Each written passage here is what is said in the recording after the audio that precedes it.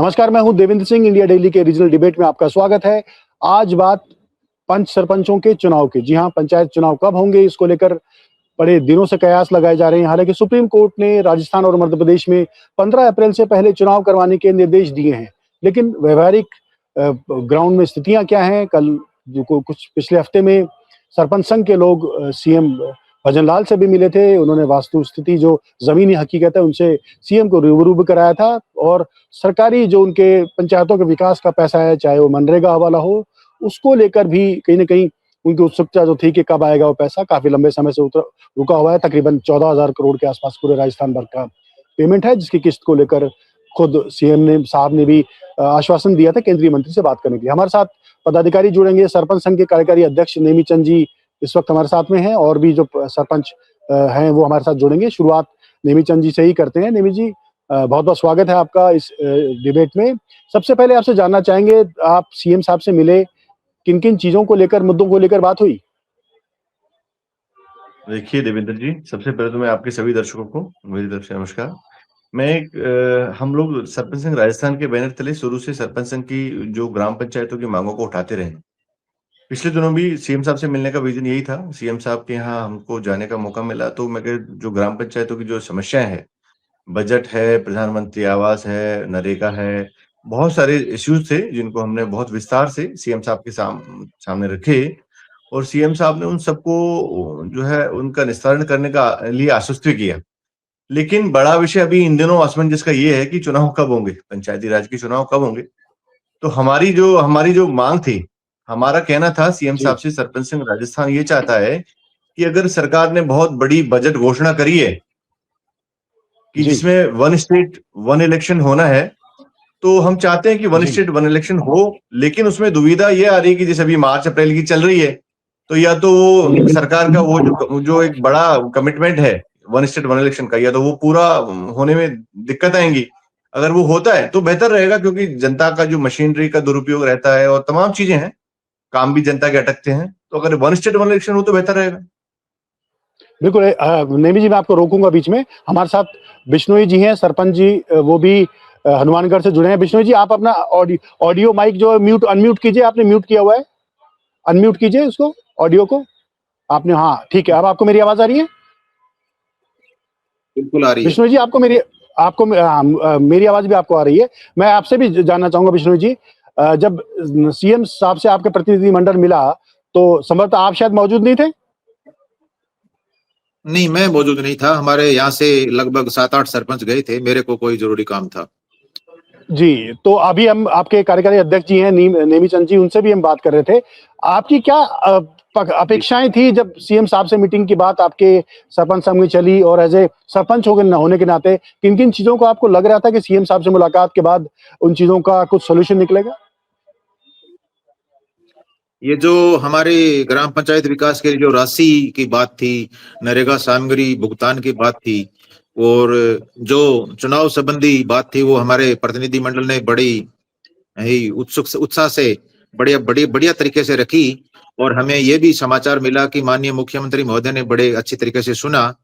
तो पूरी रिपोर्ट तो हमें ये नेमीचंद जी मीणा आपको बताएंगे। मैं उस टाइम पहुंच नहीं पाया था। जी, जी। नेमी जी, आपसे आपके पास वापस आ रहे हैं इसी बात को लेकर।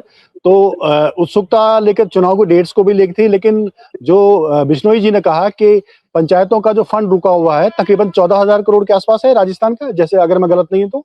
तो उसको लेकर मनरेगा फिर क्या बात हुई? सामग्री, मैं बता दूं आपको जी, कि जैसे भारत सरकार का जो पैसा आता है एफएफसी का, वो और स्टेट फंड का जो पैसा है और मनरेगा को मिलाकर लगभग इतना पैसा है बकाया।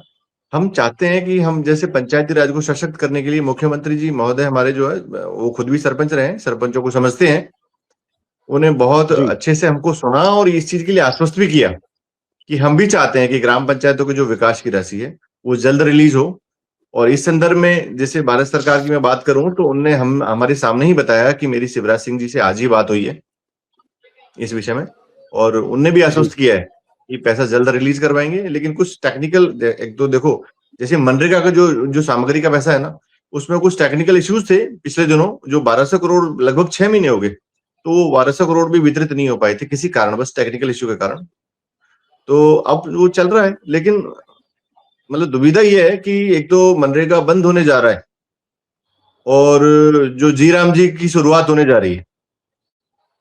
अब जी हमारी सरपंच संघ की तरफ ये मांग थी कि जो अब से पहले माना अगर चुनाव होते हैं तो मनरेगा सामग्री का जो पैसा है वो कम से कम जल्द रिलीज हो, क्योंकि वो जो राशि है सामग्री मद की वो सरपंचों के मतलब उनके व्यक्तिगत व्यवहार पे आई है और उसका पैसा जल्द रिलीज किया जाना चाहिए। और 2-2 2.5 साल हो जाने के बाद भी अगर वो पैसा रिलीज नहीं होता है तो कहीं ना कहीं दुविधा का विषय है। और मनरेगा में ऐसे काम अच्छे होते थे और अभी जैसे जी राम जी चल रहा है तो वो सरकार अभी लाएगी उसको, तो वो तो आगे स्थिति स्पष्ट होगी, लेकिन वो जो पुराना बकाया पेमेंट है वो जल्द होना चाहिए। ठीक है, हम इससे सरपंच जी से ही पूछ लेते हैं, क्योंकि आप भी खुद सरपंच हो तो जमीनी हकीकत आपको ही पता हो, लेकिन हनुमानगढ़ और गंगानगर में क्या स्थिति है? बिश्नोई जी, कब से पेमेंट आप लोगों का नहीं है? और मोटे तौर पर जब आपको पेमेंट मिला ही नहीं तो जो विकास कार्य या जिन जिन कार्यों के लिए पैसे आपने खर्च कराए होंगे, पेमेंट आप कैसे कर पाएंगे उनको? क्योंकि कोई हजारों रुपए का मामला तो होगा नहीं, कम से कम लाखों का और आसपास के। जी बिश्नोई ऐसी जी, बात नहीं है कि मिला नहीं है, मिला है। लेकिन वो जो पीछे का बजट है वो मिल रहा है, जो इस समय का बजट है वो हमें नहीं मिल रहा है। मिला तो है, ऐसा नहीं मिलता तो काम नहीं होते, लेकिन जो पीछे का बजट है वो आ रहा है, अभी किस्तें पेंडिंग चल रही है, जो समय पे भुगतान होना चाहिए वो बाकी है।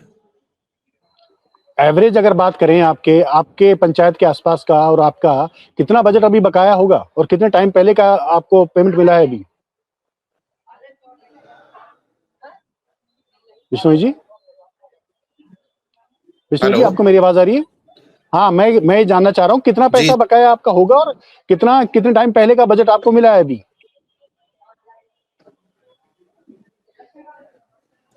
देवेंद्र जी, मैं बता देता हूँ आपको। मैं बता देता हूँ ठीक कि है, चौबीस हमने पच्चीस की जो जो जो इंस्टॉलमेंट है ना उसमें से लगभग एक 400 करोड़ रुपए तो उसमें से बकाया है। और चालू वित्तीय जी, वर्ष का दोनों किस्तें बकाया है स्टेट फंड की, और जी, एफएफसी की भी किस्तें ड्यू हो गई हैं। एफएफसी का पैसा जो है चालू वित्तीय वर्ष का बिल्कुल भी नहीं आया है। हाँ, कुछ जो भारत सरकार ने कुछ पैसा रिलीज किया है लेकिन वो पंचायतों में नहीं आ पाया है अभी। उसके पीछे जो एक्सक्यूजेस दिए जा रहे हैं कि भाई चुनाव नहीं होंगे तो वो पैसा शायद अभी बाद में रिलीज होगा या फिर उसकी स्थिति स्पष्ट नहीं है अभी। पर हाँ, भारत सरकार का भी एफएफसी का पैसा बकाया है और स्टेट फंड का लगभग 1.5 साल का पैसा बकाया है। नेमिन जी, अगर आम भाषा या आम आदमी की समझ के हिसाब से चुने तो एवरेज एक पंचायत का ये सारे मिला के स्टेट फंड, एफएफसी और मनरेगा, एक सरपंच का अंदाजन कितना पैसा बकाया होगा?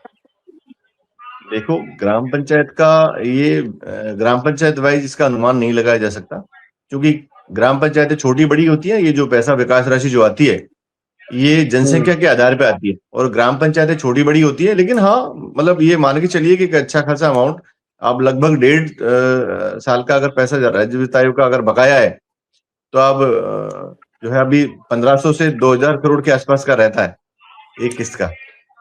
मतलब ये मान के चलें कि पंचायत में कम से कम 20 लाख से ऊपर का बजट लगभग 20 सरकार से नहीं, आपको लेना आप बाकी 50 होगा। लाख के आसपास का समझिए। 50 लाख के आसपास का जो राशि है एक साल में लगभग आती है भारत जी, सरकार की और स्टेट फंड की मिला करके।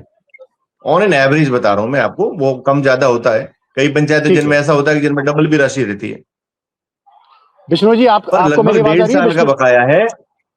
मैं जी? बता दूं आपको कि लगभग 1.5 साल का पैसा तो राज्य वित्त आयोग का बकाया है और जो भारत सरकार हम्म, का पैसा है वो भी 2 किस्तें बकाया हो गई हैं, 2 किस्तें ड्यू हो गई हैं। अब आप देख लीजिए कितना बिश्नोई पैसा बकाया है बिश्नोई पंचायत का। बिश्नोई जी, बिश्नोई जी, आपको मेरी आवाज आ रही है?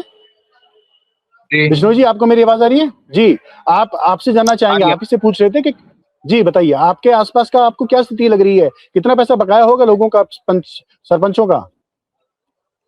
जो नेमीचंद जी बता रहे हैं वही तो है, सभी के एक साथ ही तो आती है सर पेमेंट। सभी बिल्कुल, के मैं भुगतान एक ये जैसा होता है, लेकिन जन, जनसंख्या के आधार पर भुगतान होता है। किसी पंचायत में जनसंख्या कम है उसमें कम राशि है, किसी में ज्यादा है तो उसमें ज्यादा आती है। तो अपने ओवरऑल पूरे स्टेट का राशि नेमीचंद जी आपको बता रहे हैं, वही बता सकते हैं। पंचायत की गणना इसमें नहीं हो सकती। ठीक है, नेमी औसतन नेमी जी, एवरेज एक अपने मोटा जी, जी, हाँ, बिश्नोई जी कुछ बोल रहे थे? देवेंद्र जी, उस संदर्भ में ये जो जितना बकाया राशि का डेटा है वो हमने पूरा जो है राजस्थान सरकार को, मुख्यमंत्री महोदय को हमने अवगत कराया है, ज्ञापन के माध्यम से दिया भी है अभी इस संवाद हुँ, प्रोग्राम में। और हमने तमाम मुद्दों को लेकर ये जो राशि एसएससी, एफएससी और जो है नरेगा की तीनों तो अमाउंट ये हैं। उसके अलावा जैसे SBM है, इन ऐसी स्कीमों में भी जो है पैसा अगर ग्राम पंचायत का रुका रहता है, प्रधानमंत्री आवास है, तो हम तमाम मुद्दों को लेकर के CM साहब के पास गए थे और उन्हें सभी में हमारी मदद करने के लिए, हमारी जो समस्या है उनको सुलझाने का आश्वासन दिया है। ठीक है नेमी जी। अब इसमें एक बात और पूछ लेते हैं अपन कि जब इतना जी। पैसा बकाया है तो आप लोगों ने विकास कार्य कर कैसे दिया, जब क्योंकि एडवांस में इतना सारी चीजें आप लोग अरेंज कर पाए, तो ये तो एक कहीं ना कहीं एक फाइनेंशियल स्ट्रांग सरपंचों के वित्तीय जो प्रबंधन है उसकी तारीफ की जानी चाहिए। इतना पैसा 50-50 लाख अगर एक पंचायत का बकाया है और उस पर सरपंचों को 1.5-2 साल से नहीं मिला है, तो आपने मैनेज कैसे किया होगा, ये बहुत बड़ा सवाल है। देवेंद्र जी, सर, वो एक्चुअली इसमें MP एक अलग जो है, ये जो लंबित जो प्रक्रिया चल रही है ना, ये जो ग्राम पंचायतों का पैसा बकाया रह जाता है, ये प्रक्रिया बहुत पहले से लंबित चल रही है। सरकारों ने समय समय पे दिया भी है, लेकिन जो संविधान में जो व्यवस्था है, जो मेरा मानना है, मतलब इस विषय को लेकर के मैं अलग बात करना चाहूंगा एक, कि ग्राम पंचायतों का जो पैसा रोका जाता है अन्य दूसरी स्कीमों में लगा दिया जाता है एक बार के लिए, समझ के चलिए। तो मेरा मानना है कि जो संविधान में जो व्यवस्था है कि इतना पैसा, ये राशि ग्राम पंचायतों के विकास में जानी है, तो सरकारों को, वो कोई सी भी सरकार हो, लेकिन सरकारों को वो राशि पहले उन मदों में दी जा करके अन्य स्कीमों को लॉन्च किया जाना चाहिए। लेकिन अभी हो क्या जाता है कि वो जो पूर्व की योजनाएं हैं, जैसे ग्राम पंचायतों के हिस्से की जो राशि है, उसको रोक कर दूसरे हिस्सों में खर्च कर दी जाती है या फिर नई स्कीमें लॉन्च कर दी जाती हैं, जो कि थोड़ा सा दुविधा का विषय है। हालांकि ये ऐसा नहीं है कि पहली बार डिले हुई है, ये डिले तो पहले से भी हुई है, पुरानी सरकारों में भी डिले हुआ है। ठीक है, चुनाव को लेकर कोई बात स्पष्ट संकेत सरकार की तरफ से आए 15 तारीख से पहले, 15 अप्रैल से पहले क्या चुनाव हो पाएंगे? देवेंद्र जी, हमारा इस विषय में ये था, हमारी जो मांग थी कि पंचायती राज में जैसे त्रिलेयर सिस्टम रहता है, सरपंच और प्रधान, प्रमुख और जिला परिषद सदस्य और पंचायत समिति सदस्य, इनमें से हमारा मानना था कि किसी भी जो है जनप्रतिनिधि का कार्यकाल कम ना हो और सरकार वन स्टेट वन इलेक्शन भी कराए, क्योंकि जो बार बार जो जनता का समय बच सके, काम हो सके।